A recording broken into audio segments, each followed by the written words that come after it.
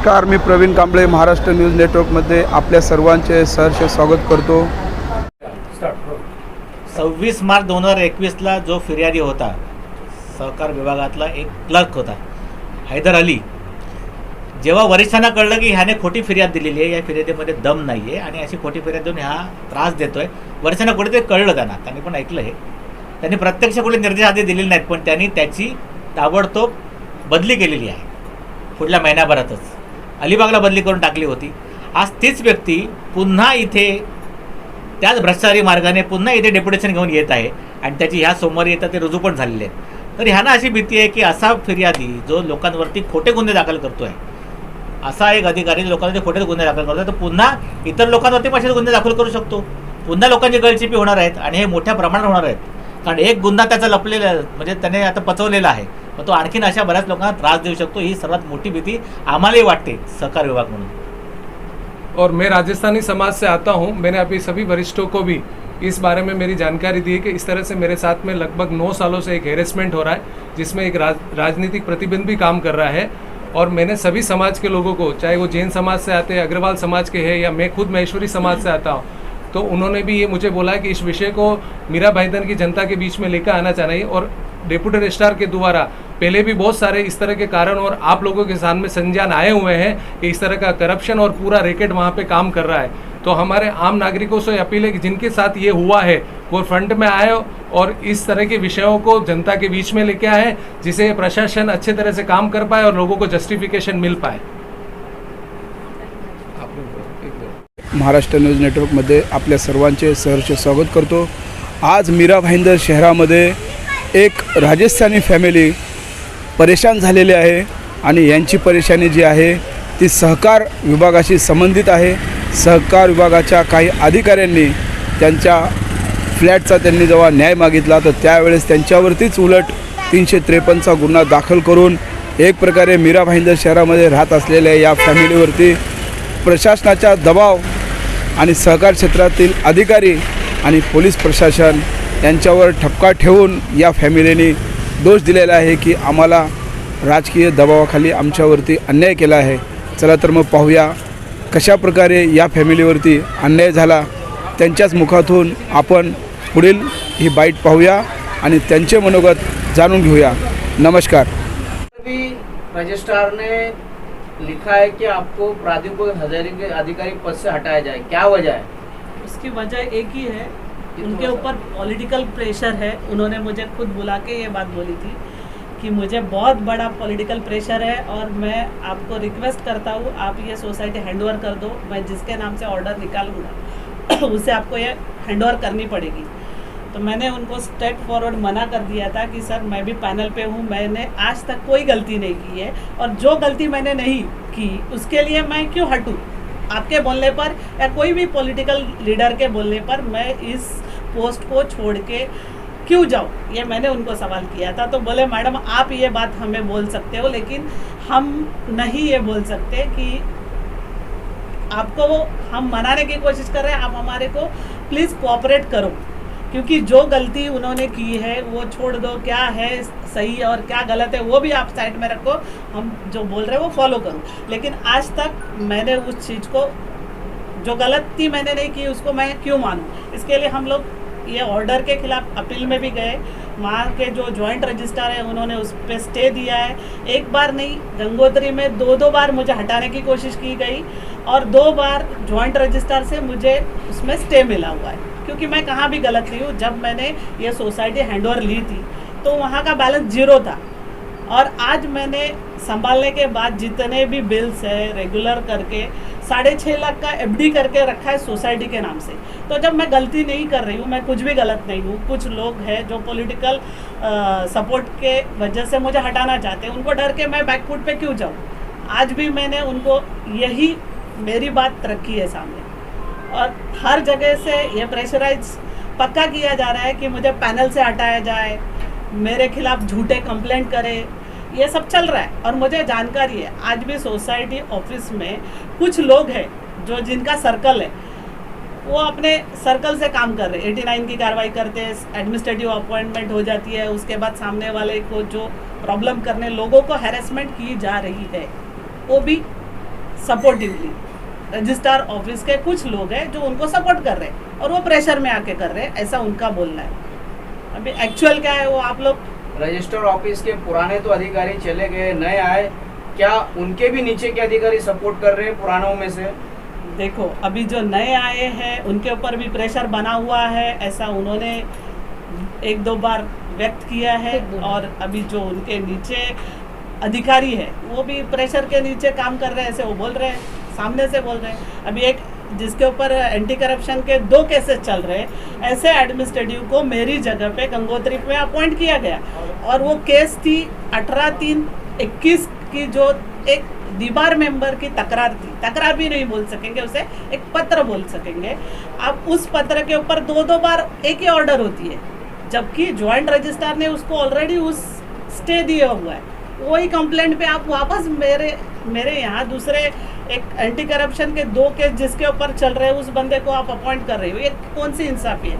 मतलब आज हम लोग प्रॉपर अगर बायलॉज के हिसाब से भी काम कर रहे हैं, पैनल पे होने के बाद अच्छे काम कर रहे हैं, तो हमें हटा के ऐसे लोगों को आगे लाया जा रहा है जो करप्टेड है, जो गलत काम कर रहे हैं, उनको यही लोग चाहिए, ऐसे तो नजर आ रहा है। निर्माण सोसायटीबाबत आपण पत्रकार परिषद ठेवलेली आहे, नेमका काय उद्देश आहे आपण माहिती द्यावी. सध्या सहकार विभागामध्ये किंवा विशेषतः मीरा भाईंदर सारख्या अतिशय वेगाने विकसित होणाऱ्या शहरामध्ये गृहनिर्माण संस्था ह्याचं जे व्यवस्थापन आहे या निमित्ताने काय गोंधळ चाललेला आहे आणि राजकारण आता कुठल्या थराला नेऊन पोचलेलं आहे याचं एक फक्त उदाहरण, म्हणजे मोठं राजकारण जाऊ देत, एकनाथ शिंदे अजित पवार काय करतात आपल्याला म्हणायचं नाही, पण एक उदाहरण स्थानिक राजकारण काय चाललं आहे फक्त तुम्हाला एक उदाहरण म्हणून फक्त आज पटवण्याकरता ते आलो आहोत. आणि याच्याकरता मी हे यांचं मंडोवारा दाम्पत्य आहे यांचं एक तुम्हाला एक उदाहरण सांगतो की आपल्या समाजामध्ये राजकारणात वावरणाऱ्या उच्चभ्रू अशा अनेक व्यक्ती असतात. खादीचे कपडे घालतात, जॅकेट लावतात आणि सतत कुठेतरी कॅमेरासमोर काहीतरी बाईट्स देणार, व्हिडिओ बनवणार, यूट्यूब करणार आणि कुठेतरी समाजामध्ये वावरत असतात, एक मोठेपणा घेत असतात. अशी एखादी व्यक्ती जेव्हा तिच्या वैयक्तिक एगोवरती वैयक्तिक स्वार्थाकरता एखाद्या फॅमिलीचं कसं निर्दालन करू शकते आणि त्याच्याकरता मग स्वतःचे ओळखीतले एखाद्या आमदार पदावरच्या व्यक्तीची शक्ती कशी वापरू शकते, इतर सिस्टीम कशी वापरू शकते, डेप्युटी रजिस्ट्रार उपनिबंधक दर्जाच्या व्यक्तीवरती कसा दबाव आणू शकते, पोलीस प्रशासन कसं वापरू शकते, याचं एक छानसं उदाहरण. ही सत्य घटना आहे, कथानक नाही आहे. हे फक्त तुम्ही ऐकून घ्या आणि ह्यातून तुम्हाला जे काय मिळतं, समाजाकडे तुम्ही काय करू शकता पत्रकार म्हणून, ते तुम्ही पुढे म्हणणं मांडावं अशी माझी एक अपेक्षा आहे. मंडोवारा ही जी फॅमिली आहे, राजेश मंडोवारा आणि भावना मंडोवारा, हे गंगोत्री जांगीड या उच्चभ्रू मोठ्या पॉश अशा गृहनिर्माण संस्थेमध्ये 2007-08ला भाड्याने राहायला आले. त्यांना तो फ्लॅट आवडला, त्याने तो विकत घेतला. 2014ला विकत घेतला. ते रितसर त्यांनी सोसायटीमध्ये मेंबरशिप मिळवण्याकरता अर्ज दिलेला आहे. सप्टेंबर 2014ला सोसायटीने मिटिंग घेऊन त्यांचा अर्ज मान्य केलेला आहे, त्यांना सभासदत्व दिलेलं आहे, मेंबरशिप फायनल झाली. आता प्रश्न होता की वार्षिक सभेमध्ये फक्त मंजुरी घ्यायची आणि शेअर सर्टिफिकेट भाग दाखला फक्त द्यायचं, म्हणजे सगळं अगदी व्यवस्थित चाललेलं, आलबेल होतं, सुखान चाललेलं. कुठेतरी ह्यांच्या शेजाऱ्याबरोबर कुठेतरी पटेना, शेजाऱ्याला ह्यांचा फ्लॅट विकत घ्यायचा होता, यांना तो विकायला द्यायचा नव्हता, असे काहीतरी खटके तिथून सुरुवात झाली. आणि नंतर हळूहळू असं कळायला लागलं की संस्थेच्या कारभारामध्ये प्रचंड भ्रष्टाचार आहे 2008पासून, आणि त्यांना भीती होती हे कुठेतरी तो भ्रष्टाचार बाहेर काढतील. त्यांनी ह्याला वैयक्तिक वादातून तोंड फोडलं. गाडीच्या पार्किंगवरनं वाद निर्माण झाले, शेअर सर्टिफिकेट देईनात ह्यांना, त्याच्यावरती नाव एन्डॉर्स करेनात, नोंद करेनात, इथून वाद सुरुवात झाले. त्या वादातून हे प्रकरण गेलं उपनिबंधकाकडे. नेहमीप्रमाणे रितसर यांनी अर्ज केला की बाबा मला मेंबरशिप मिळालेली आहे, फक्त मला शेअर सर्टिफिकेटवरती माझं नाव दाखल करत नाही, मला दाखला देत नाही, माझा मूळ दाखला सोसायटीच्या ऑफिसात आहे, माझ्याकडे तो पुरावा आहे, ॲक्नॉलेजमेंट आहे की मी दाखला जमा केलेला आहे सोसायटीमध्ये. याच्यानंतरही ती संस्था ऐकेना, निबंधकाने त्यांना पत्र दिलेलं आहे, त्याने ऐकेना. मग शेवटी हिअरिंग लागली. हिअरिंगमध्ये ह्यांनी काय मॅनेज केलं दिनेश चंदेल नावाच्या उपनिबंधकाला माहिती नाही. त्यांनी ह्यांच्यावरती उलटा प्रतिप्रश्न केला की तुम्ही आधी मेंबरशिप सिद्ध करा. सोसायटीच्या नोंदवह्यामध्ये मेंबरशिप आहे त्यांची, आय रजिस्टर, जे रजिस्टर, आणि सोसायटीच्या मीटिंगमध्ये मेंबरशिप आहे. फक्त होता की एक दाखला द्या आम्हाला. त्या दाखल्याचं उलटं पर्यवसन झालं आणि तुमची मेंबरशिपच नाही असं ऑब्जेक्शन झालं. हे गेले वरच्या याच्याकडे विभागीय निबंधकाकडे कोकण भवनला. तिथे ह्याने अपील केलं आणि हे जिंकले. हे मेंबर आहे सिद्ध झालं. फक्त भाग दाखला द्या एवढा इश्यू 2015पासून चालू आहे आणि आजपर्यंत त्याला यश आलेलं नाही आहे. यामध्ये मग बाकी सगळ्या गोष्टी घडल्या. एकावरती एक घटना चालू होत्या. हे गेले, त्यांनी उपनिबंधकाला सांगितलं आता माझं तर सिद्ध झालं की मेंबर आहे, मला भाग दाखला द्या. संस्था देत नाही आहेत. 79(2)चा निर्देश दिला, 79(2)चा आदेश दिला, तरीही संस्था देत नाही आहेत. त्यांनी एक अधिकारी नियुक्त केला गणेश लोहकरे म्हणून. त्याला सांगितलं तुम्ही संस्थेमध्ये जायचं आणि यांना भाग दाखला लिहून यांच्या हवाली करायचा. इथपर्यंत सगळं छान चाललं होतं. तिथे गेल्यावरती त्यांच्या मनात काय आलं किंवा संस्थेच्या लोकांनी त्यांना काय इन्फ्लुएन्स केलं माहिती नाही. त्याने ह्यांचा मूळ भाग दाखला ह्यांना दिला नाही, तो हरवला म्हणून सांगितलं किंवा नष्ट झाला असावा असंही म्हटलेलं आहे. आणि ह्यानं एक डुप्लिकेट भाग दाखला दिलेला आहे. डुप्लिकेट भाग दाखला द्यायची ही पद्धत नसते. एका दिवसात तुम्ही लगेच ओरिजिनलचं डुप्लिकेट देऊ शकत, त्याकरता खूप मोठी प्रोसिडिंग असते. तुम्हाला आधी पोलिसांकडे जाऊन मालमत्ता तुमचं हरवलं आहे म्हणून तुम्हाला एक तक्रार करावी लागते, नंतर पेपरात जाहिरात द्यावी लागते. ही प्रोसिडिंग्स आहे. त्याच्यानंतर तुम्ही दुय्यम भाग दाखला देऊ शकता. ही कुठली प्रोसिडिंग न करता त्या प्राधिकृत अधिकाऱ्याने ह्यांना दुय्यम भाग दाखला दिला. याने स्वीकारण्याचा नकार दिला आणि मग क्लॅशेस सुरू झाले. यांनी माहिती अधिकार टाकलेला आहे की बाबा माझ्या अर्जांचं एवढं काय झालं, तुमच्या आदेशाच्या पुढे तुम्ही काय कारवाई केली.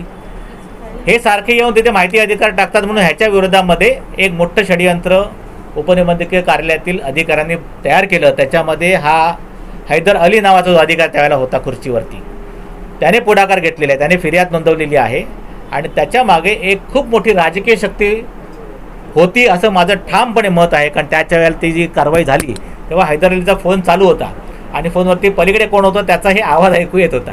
त्यामुळे मी ठामपणे सांगतो की त्याच्यामागे खूप मोठं राजकीय शक्ती, अगदी आमदार पातळीची शक्ती कार्यरत होती. आणि त्या शक्तीच्या जोरावरती ह्या बाईवरती त्या दिवशी ही बाई तिथे गेली होती माहिती अधिकारामधले आपले कागदपत्र मागण्याकरता. गोलब नावाचे तिथे अधिकारी होते, ते कंटाळलेले होते. त्यांनी आपल्या अधिकाऱ्यांना सांगितलं की ह्या बाईवरती अशी कारवाई करा की पुन्हा इथे तोंड दाखवता कामा नये. व्हिडिओ रेकॉर्डिंगमध्ये हे आहे की मुंबई भाईंदरमध्ये जेवढे तक्रारदार आहेत यांना याच्यापैकी एकाला एवढा मोठा धडा शिकवा की हे सगळे तक्रार करणारे बंद होऊन जातील. हे व्हिडिओमध्ये रेकॉर्डेड आहे. मी तुम्हाला कधी हवे असेल कॉपी तेही देऊ शकतो. हैदर अलीला त्याच वेळेला कोणातरी फोन आला होता. मग त्याने ते सगळं ते कथानक रचलं आणि मग ह्या बाईवरती जी देवकादे साहेब म्हणजे उपनिबंधकाच्या केबिनमध्ये गेली होती आणि कंटाळून बोलली मी आता इथेच बसते, कोपऱ्यामध्ये बसलेली, तिने कोणाची वाट अडवलेली नव्हती. या बाईवरती 353 प्रमाणे गुन्हा दाखल केला. त्या गुन्ह्यामध्ये असं म्हटलेलं आहे की बाहेरच्या टेबलावरती या बाईने कागदपत्र जाळण्याचा प्रयत्न केला ह्यांनी. तेव्हा हे खरं म्हणजे खाली गेले होते हिच्याकरता औषध आणण्याकरता. त्यांच्यावरती असं आरोप केलेला आहे, फिर्याद आहे की त्यांनी कागदपत्र जाळण्याचा प्रयत्न केला आणि मग दोघांवरती 353चा गुन्हा दाखल केलेला आहे. तद्दन खोटं. कारण त्यावेळेला आमच्यापैकी कमीत कमी 5 वकील तिथे हजर होते त्या कार्यालयामध्ये. या स्वतः श्रद्धा कदम ॲडव्होकेट आहेत, ह्याही तिथे हजर होत्या. ॲडव्होकेट प्रशांत लाहोटी म्हणून ते हजर होते आणि नंतर मीही गेलो होतो. मला ही पूर्ण गोष्ट माहिती आहे त्याविषयी ते काय घडलं. म्हणजे कशाप्रकारे उपनिबंधक कार्यालयातील अधिकारी एखाद्या तक्रारदारावरती खोटं त्याच्यामध्ये गुन्हा दाखल, तो 353 म्हणजे त्याला बेलही मिळत नाही असा गुन्हा दाखल करून कसं शहरातील नागरिकांचं तक्रारदारांचं तोंड दाबण्याचा प्रयत्न करतं. याच्याकरता मुद्दा मी उदाहरण सांगत आहोत. हैदर अली म्हणून जो अधिकारी होता त्यांचं ह्यांना म्हणणं होतं की आता तुमच्या संस्थेवरती ह्यांना हटवून मी आलो आहे आजपासून, 25 तारखेची नियुक्ती झाली होती, तुम्हाला आता पुढे ह्याच्यामागे जर काय पाहिजे असेल तुमचा भाग दाखला तर तुम्ही माझ्याशी सौदा करा ना.